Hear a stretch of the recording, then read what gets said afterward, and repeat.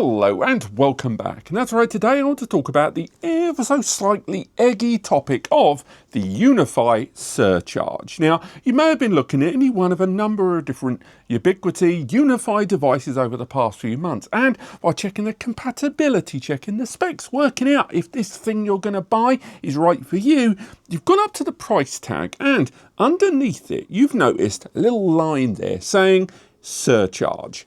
That is an additional extra fee that's being added at checkout for a number of their products. Quite a few of them, for that matter, as well.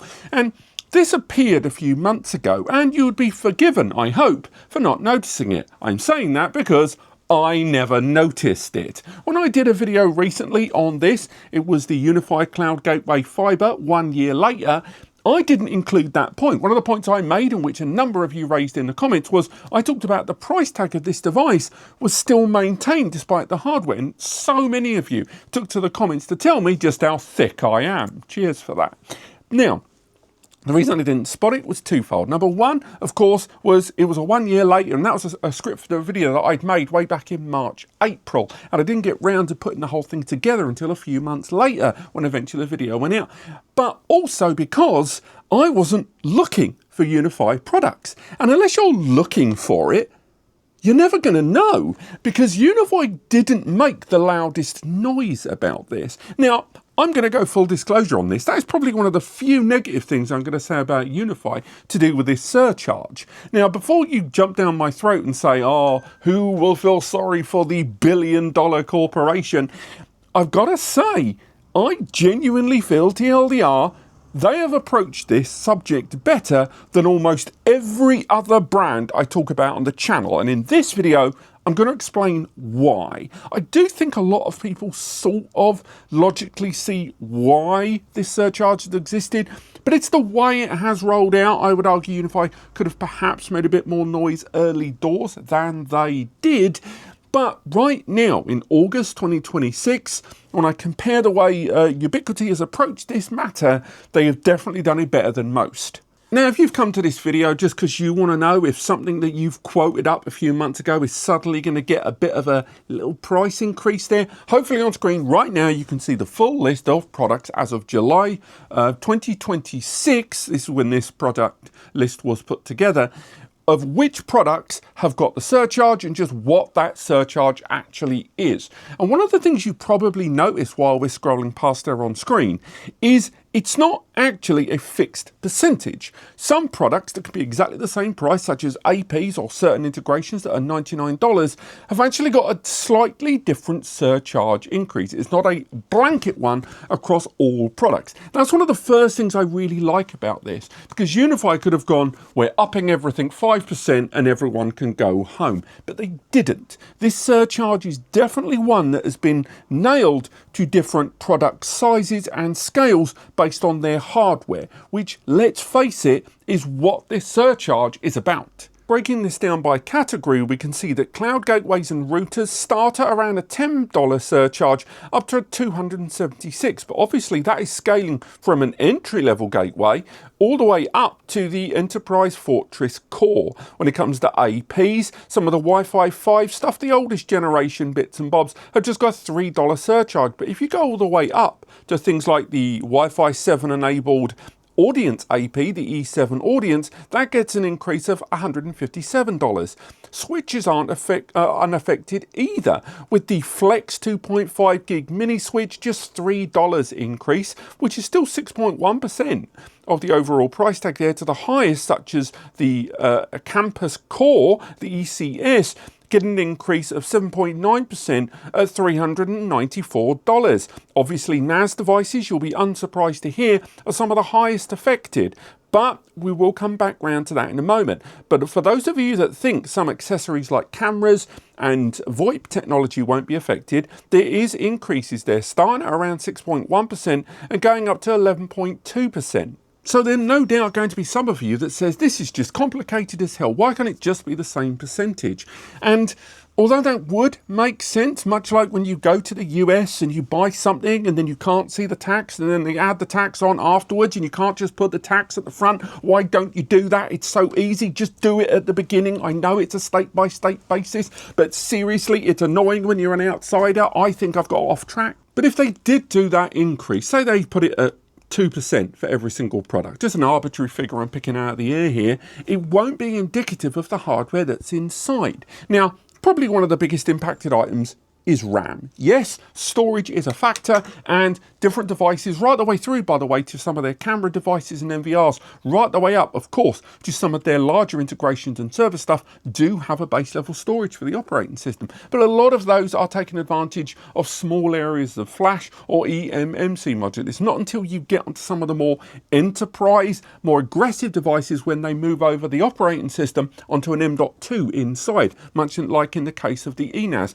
But it is the RAM that is commanding most of this pricing, whether it is removable DDR, which very, very few UniFi devices have, or more appropriately and largely covering the majority of UniFi products, it is RAM that has been pre-soldered to the board. So that is DRAM, that is LP RAM, and in the case of some of the more aggressive devices for enterprise, like the eNAS, like the enterprise NVR device, these take advantage of not only large amounts of RAM, but they take advantage of ECC, error correcting code or error code correction RAM, that as data passes through it, a little checksum is created, a little blueprint gets out the other end, there's an extra chip there, and if it ain't the same, it repairs it, thereby severely limiting inconsistencies long term there. This is not cheap RAM in 2026, to tell you about it. And when you look at the eNAS, which is $3,999, the increase on that one is an increase of $315, a surcharge increase. Try and find 64 gigabytes of ECC RAM. I believe it is DDR4, but it might even be DDR5 under the bonnet there because of that Neoverse CPU.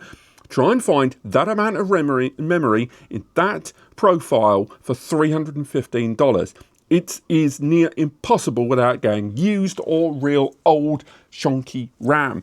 So clearly, when you go to the top end there, UniFi are taking some of that hit. They are clearly looking at how much this extra increase is costing them at production and bringing it down. Now, there will be detractors. There will be those of you saying it is not on a brand like this ramping the prices. UniFi is a huge corporation, enormous corporation, and spreading this cost down is just lowballing. It is lowest common denominator price gouging. And I'll tell you right now, I am someone that's not a fan of billionaires. I am, frankly, quite the little wet liberal. But I'll tell you right now, UniFi products are still, right now, some of the cheapest in the marketplace. I cannot imagine their profit margin being fantastic. They do as well as they do en masse, realistically. And with that in mind, again, not to overly defend them, I will say that the price increases, I've not seen any of them. Once you compare them against the hardware they are priced on, whether you're looking at the dollar sum or the percentage sum, because we all work in our own special ways, none of them seemed overt to me in terms of price gouging. None of them did. I'm looking at the price of SSDs and RAM all the time for this channel. Hell, as I'm sure a number of you already alluded to, a couple of you have DM'd me, my testing of the eNAS alongside another device, the 45 drives Unraid collaboration, the X15. Both of these are projects for the channel that have been delayed due to my inability to get hold of large amounts of SSDs and still keep things balanced. It's just really difficult right now to buy RAM and buy SSDs. And when it comes to their surcharges here, I get it. I really, really get it. And I know this is probably going to be an unpopular opinion, but I don't know another way they could have done this and maintained the standard, maintained the quality level. And dare I say it, the fact that it's transparent is a weird breath of fresh air in the industry. You don't have to agree with me, and I welcome disagreement in the comments as ever. But here's 4 examples of how this same problem has been approached by other brands in the industry over the last 6 months. First up, the price increases. the majority of brands right now that have been hit by the pinch of rising SSD, RAM, and even hard drive costs and production costs in between, because we've only really talked about three components of an ever-growing shortage and demand issue that is being exacerbated hugely by worldwide conflict, as well as, of course, AI sucking the air out the room. But the biggest way that most brands have gone ahead and dealt with this is to raise prices. And they've raised prices and just put out a PR that has gone, we've had to raise the prices. Sorry about that. There's never been a breakdown. There's never been a relative understanding of what that is being broken down. I'm not looking for an itemized bill. This ain't a restaurant. But it does seem tremendously nebulous that they've just put the prices up across the board and just gone, well, it's AI. And it's just, there's only so far you can string that out. I'm not saying it isn't true. I'm saying is when you compare that to a near itemization of different products from UniFi, I've got to applaud that transparency. Second way they could have approached this would have been the way UGREEN approached the GT series. The GT series, an AMD powered system with ECC RAM support. This was a device that had been in development from the brand, going through QA, going through all of the works that a product release has to go through for the majority of 2026 in the hardware level, and definitely all the way early in 2025. Now, when it launched, it didn't just launch without ECC memory. It supports it, but you've got to buy your own. But on top of that, the SSD for the operating system inside that every other device before it that had arrived on an M.2 NVMe inside there arrived as eMMC, which is a bugger to replace with your own operating system and ultimately is nowhere near as flexible or as usable as if that software had arrived as an operating system on an M.2, a 2280, 2230, a little tiny one if need be. Now, again, UniFi have not scaled down the components. They could have clipped wings all over the gaff, and they didn't. So that's another example of why I think the way UniFi / Ubiquiti, I should say, approaching this way, for me, is a good thing. Next thing they could have done is released light versions of all of their hardware, and that is something we're seeing from Synology. Recently talked about it in the last week or so at the time of recording this, but Synology have rolled out their Neo version of their DiskStation 2025 series, the 2-bay, the 4-bay, the 5-bay, and the 8-bay there.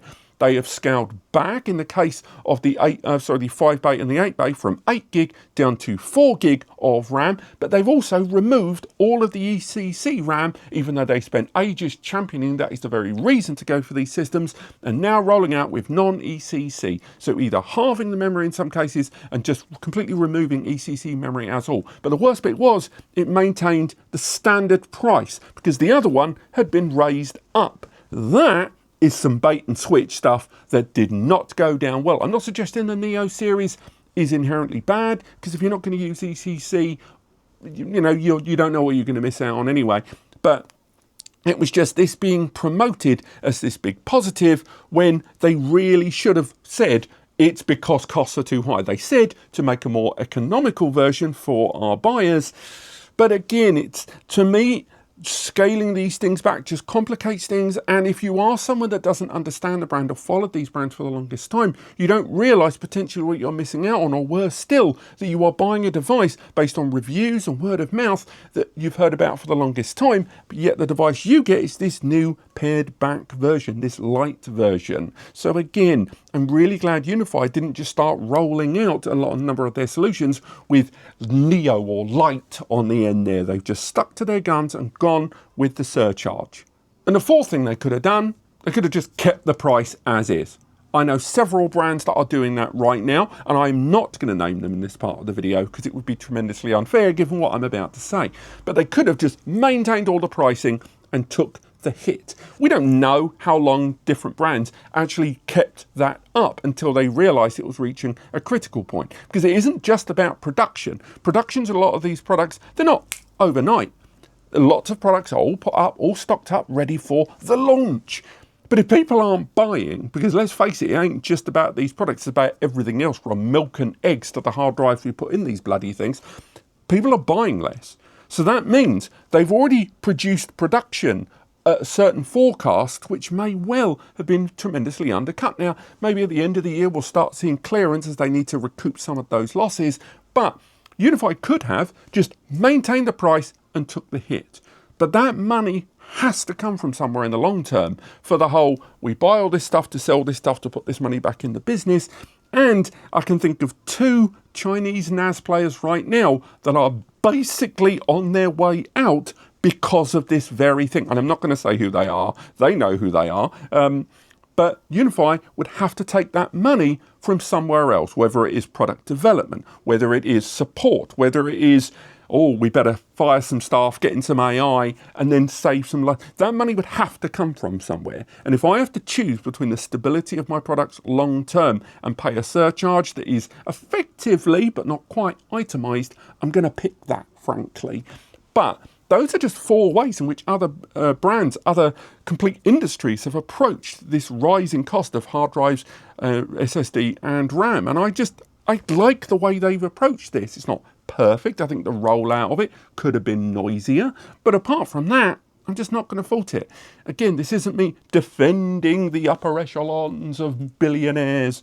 But I'll say right now, if this is what it takes to keep getting products that we like and products that we need in many cases, I'm okay with it. But let's debate this more in the comments below, because I'm pretty sure not everyone's going to agree with me on this. Thank you so much for watching, and I'll see you next time.